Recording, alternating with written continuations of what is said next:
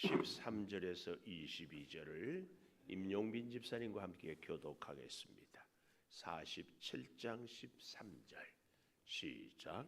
기근이 더욱 심하여 사방에 먹을 것이 없고 애굽 땅과 가나안 땅이 기근으로 황폐하니 요셉이 곡식을 팔아 애굽 땅과 가나안 땅에 있는 돈을 모두 거두어 들이고 그 돈을 바로의 궁으로 가져가니 애굽 땅과 가나안 땅에 돈이 떨어진지라 애굽 백성이 다 요셉에게 와서 이르되 돈이 떨어졌사오니 우리에게 먹을 거리를 주소서 어찌 주 앞에서 죽으리이까. 요셉이 이르되 너희의 가축을 내라. 돈이 떨어졌은즉 내가 너희의 가축과 바꾸어 주리라. 그들이 그들의 가축을 요셉에게 끌어오는지라 요셉이 그 말과 양떼와 소떼와 나귀를 받고 그들에게 먹을 것을 주되 곧 그 모든 가축과 바꾸어서 그해 동안에 먹을 것을 그들에게 주니라. 그 해가 다 가고 새 해가 되매 우리가 요셉에게 와서 그에게 말하되 우리가 주께 숨기지 아니하나이다. 우리의 돈이 다하였고 우리의 가축대가 주께로 돌아갔사오니 주께 낼 것이 아무것도 남지 아니하고 우리의 몸과 토지뿐이라. 우리가 어찌 우리의 토지와 함께 주의 목전에서 죽으리이까. 우리 몸과 우리 토지를 먹을 것을 주고 사소서. 우리가 토지와 함께 바로의 종이 되리니 우리에게 종자를 주시면 우리가 살고 죽지 아니하며 토지도 황폐하게 되지 아니하리이다. 그러므로 요셉이 애굽의 모든 토지를 다 사서 바로에게 바치니 애굽의 모든 사람들이 기근에 시달려 각기 토지를 팔았습니다. 땅이 바로의 소유가 되니라. 요셉이 애굽 땅 이 끝에서 저 끝까지의 백성을 성읍들에 옮겼으나 같이 봅니다. 제사장들의 토지는 사지 아니하였으니 제사장들은 바로에게서 녹을 받음이라. 바로가 주는 녹을 먹음으로 그들이 토지를 팔지 않음이었더라. 아멘. 오늘도 새벽을 깨우는 은송한 너는 하나님의 보석이다. 보석이다. 변함없이 새벽 제단을 지키는 권사님은 하나님의 보석입니다. 보석입니다. 이 모든 것이 주님의 은혜입니다. 아멘. 아멘. 기근이 더욱 심하여져서요. 오늘 본문 15절에 보니까 마지막에 어찌 주 앞에서 죽으리이까. 오늘 제목입니다. 어찌 주 앞에서 죽으리이까. 19절에도 보면 우리가 어찌 우리 토지와 함께 주의 목전에서 죽으리이까. 먹을 것이 없어서 죽으리이까. 이 말은 제발 우리를 살려주십시오. 또 다른 말로 꼭 살고 싶습니다. 그 얘기입니다. 그래서요, 그 첫째로 오늘 주 앞에서 죽으리이까 이런 제목으로 그 첫째로 1절에 보니까 기근이 더욱 심하여.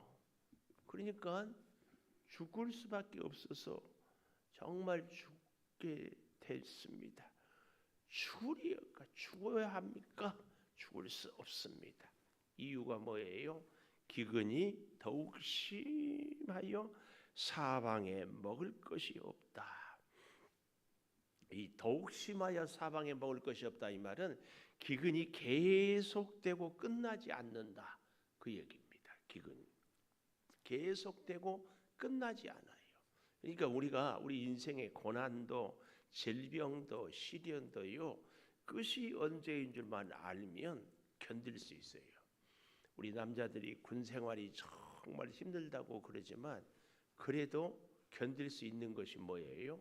제대하는 날을 알기 때문에 이게 그런데 언제 끝날지 모르는 고난이 우리를 정말 힘들게 하는데 이 기근이 그러한다 그 말이 끝나지 않고 계속돼요. 그래서 애굽 땅 또 성경은 이렇게 얘기합니다. 가나안 땅 애굽 땅과 가나안 땅이 기근으로 황폐하니 이 말은 점점 시들해진다. 사람도 힘없어지고 곡식도 들이는 다 마르고 짐승들도 먹을 것이 없어서 힘이 없어 바싹바싹 말라가는 표현을 이렇게 황폐하니 하고 있습니다. 그래서요 14절에 요셉이 곡식을 팔아 애굽 땅 가나안 땅에 있는 돈을 모두 거두어 들이고 그 돈을 바로의 궁으로 가져가니, 이 바로의 궁으로 가져간다 이 말은 요셉이 성실과 정직함으로 개인적으로 착복을 한 푼도 하지 않았다.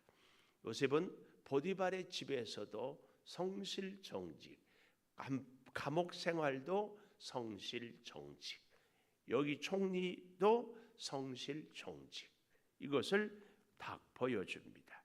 그리고요 여기 14절에 모두 거두어 들인다 이 말은 강제적으로 빼앗았다 이런 얘기가 전혀 아니고 백성들이 자발적으로 자기들의 필요에 의해서 곡식을 사고 싶은데 제발 곡식을 팔아 주십시오, 이렇게 말씀을 하고 자원에서 돈을 가져온 것을 이야기한지 억지로 거두어 들였다 이런 얘기가 추호도 아니라는 것을 우리가 이 본문을 한글로 번역하다 보니까 이렇게 억지로 거두어 들인다는 그런 느낌이 있는데, 그들이 곡식을 얻기 위해서 자발적으로 이렇게 내고 있다 하는 것도 우리는 알 수 있습니다.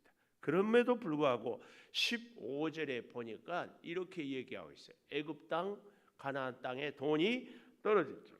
다 떨어졌어요. 다 떨어져.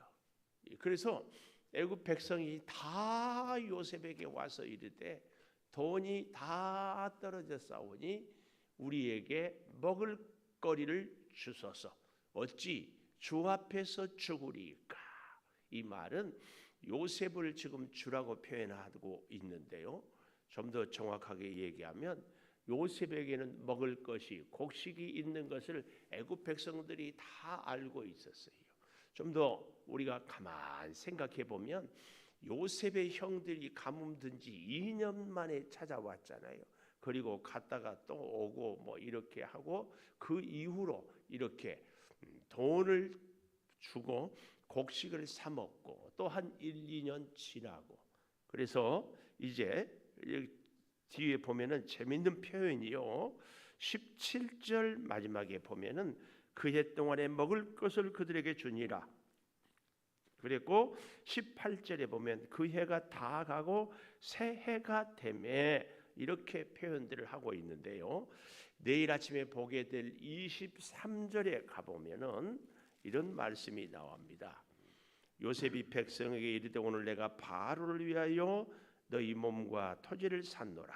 여기 종자가 있으니 너희는 그 땅에 뿌리라. 종자를 뿌리라. 7년 흉년이 끝난 것으로 이 23절을 근거로 해보면 오늘 18절은 가뭄의 7년째, 이제 가뭄이 마지막 끝나는 그 해를, 그 해가 다가고 새 해가 7년째가 되었다. 그래서 17절에 그 해 동안에는 가뭄의 6년째 가장 극심한 때인 것을 우리는 볼 수 있습니다. 이걸 근거로 해서요, 첫째는 돈이 다 떨어져서, 그 다음에는 16절에 보니까 15절 마지막에 주 앞에서 죽으리까 그럴 때 요셉이 뭐라고 그래요? 너희의 가축을 내라. 이 가축을 내라 할 때 가축의 이 원문은 너희의 소유물을 내라 그 말이에요. 소유물. 그러니까 당시에는 소, 나귀 뭐 이런 것들이 주로, 우리 요즘 용어로 말하면은 너희에게 동산이 있지 않느냐 그 말이에요. 동산이 뭐예요? 움직이는 재산. 부동산은 토지처럼 움직일 수 없는 재산. 요즘 우리에게 말하면 자동차 가져와라 쉽게 얘기하면, 뭐 골동품 가져와라 뭐 그러면 곡식을 주겠다 그 얘기입니다. 그 얘기. 그래서 가축을 가져오면 곡식과 바꾸어 주겠다. 그래서 여기 17절 마지막에 그 모든 가축과 바꾸어서 그 해 동안에 먹을 것을 그들에게 주니라 이렇게 얘기합니다. 백성들이 먹을 것이 없기 때문에 요셉이 얼마든지 무료로 구제할 수 있건만 요셉이 처음에는 돈을, 두 번째로는 가축을, 그리고 이제 세 번째 가보면은 이 18절에 새해가 됐잖아요. 그래서 우리가 숨기지 않습니다 하면서 우리에게 아무것도 남지 아니하고 우리 몸과 토지뿐입니다. 그래요. 그러니까 어떻게 합니까? 19절 우리와 우리의 토지와 함께 목전에서 죽을 수 없으니 토지를 먹을 것을 주고 사소서. 우리가 토지와 함께 바로의 종이 되고 종자를 주시면 살고 죽지 아니하며 토지도 황폐하게 되지 아니하리이다. 그래서 토지를 다 사서 20절 바로에게 바쳐요. 하여튼 요셉은 개인적으로 착복하는 것이 하나도 없었다는 것을 성경은 강조하고 있습니다. 그래서 주 앞에서 죽으리까 이 제목으로 오늘 첫째 기근이 더욱 심해졌다면, 두 번째로는 16절에 가축을 내라 그랬고 18절에 세 번째 아무것도 남지 아니했다. 점점 기근이 심해집니다. 그래서 처음에는 돈을 다 거두어 드리고 두 번째로는 가축을 다 사고, 근데 잘 생각해 보십시오. 이 가축을 사주는 것이 사실은 백성들을 위하는 것이에요. 그 옛날에 우리 재밌는 얘기가 있잖아요. 아주 미운 신하가 있는데 임금한테 상은 받고 싶어 하더래요. 그래서 상을 줬는데 뭘 줬다고요? 코끼리를 줬대. 코끼리가 얼마나 풀을 많이 먹은지, 코끼리 기르는 것이 굉장히 힘들어가지고 그 상 잘못 받아가지고 아주 패가 망신했다는 그런 이야기가 있어요. 오늘 이 애굽의 백성들이 곡식을 주고 가축을 다 사주는 것은 굉장히 사실은 자기들에게 유익한 거죠. 그 가축을 어떻게 해요? 기를 수가 없잖아요. 사람 먹을 것도 없는데. 그런데 그 가축을 샀어요. 다 사줬어요. 그리고 나중에 어떻게 할까요? 백성들에게 다 주는 거죠. 이걸 재미있는 것은 내일 아침에 보면 알겠지만 24절에 가보십시오. 수수의 5분의 1을 바로에게 상납했다. 요즘으로 말하면 20%. 우리가 나라에서 참 저는 잘한 것 중에 하나가 은행을 통하여서 아파트를 살 때에 대출을 해주는 것이 참 저는 좋다고 생각해요. 수년 혹은 수십 년 동안 갚아 나가고 살게 하잖아요. 요셉이 백성들로 하여금 5분의 1, 20%를 상납하고 24절 잘 보십시오. 5분의 4는 너희가 가져가서 토지의 종자로도 삼고 양식으로도 삼고 가족과 어린아이 양식으로도 삼으라. 이건 왜 그럴까요? 토지를 샀다가 다시 줬잖아요.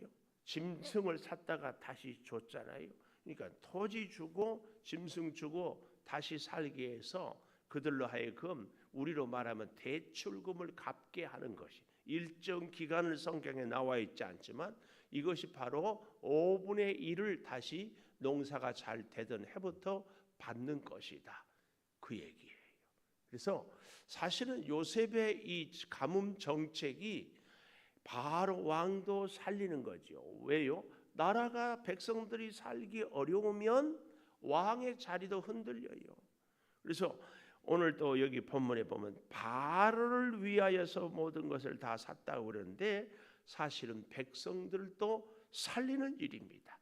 우리는 이 사실을 보면서 정말 기억해야 될 것이 하나님의 사람 된 우리들은 요셉 같은 사람이 되기를 기도해야 됩니다. 예수님이 십자가에 죽으심으로 하나님의 구원을 이루었고 우리 죄인들을 살리는 것처럼 요셉이 바로를 위하고 백성을 위하는 것처럼 하나님을 믿는 우리도 하나님을 위하는 것, 그것이 곧 사실은 우리 자신을 위하는 것이고 우리 가족과 우리 이웃을 위하는 길입니다. 이걸 꼭 기억해야 돼요.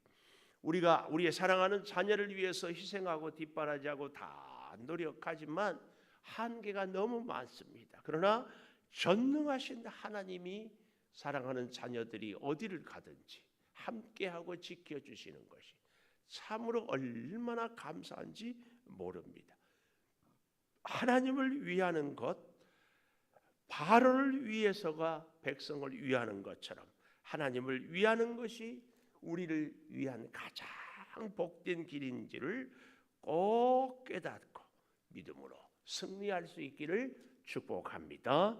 기도하겠습니다. 주 앞에서 죽으리이까 기근이 더욱 심해집니다. 아니, 이 기근이 끝나지 않고 계속될 것 같습니다.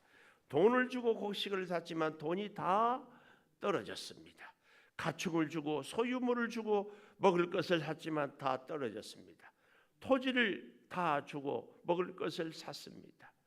드디어 이제 그들이 다시 비가 오고 농사를 지을 수 있을 때 팔았던 가축을 돌려받고 팔았던 토지를 돌려받으며 다시 5분의 1을 바로에게 상납하고 있습니다. 아버지, 우리가 이 땅을 살아갈 때 하나님의 그 놀라운 지혜로 꼭 살아가게 하여 주시되 우리가 수고한 대가로 눈물로 씨를 뿌리면 기쁨으로 거두는 이 비밀을 잊지 않고 이제 감당하며 순종하며 살게 도와 주시옵소서. 지금은 우리 주 예수 그리스도의 은혜와 아버지 하나님의 무한하신 사랑과 성령의 감화 감동하심이 영원토록 함께 하시옵기를 간절히 축원하옵나이다. 아멘.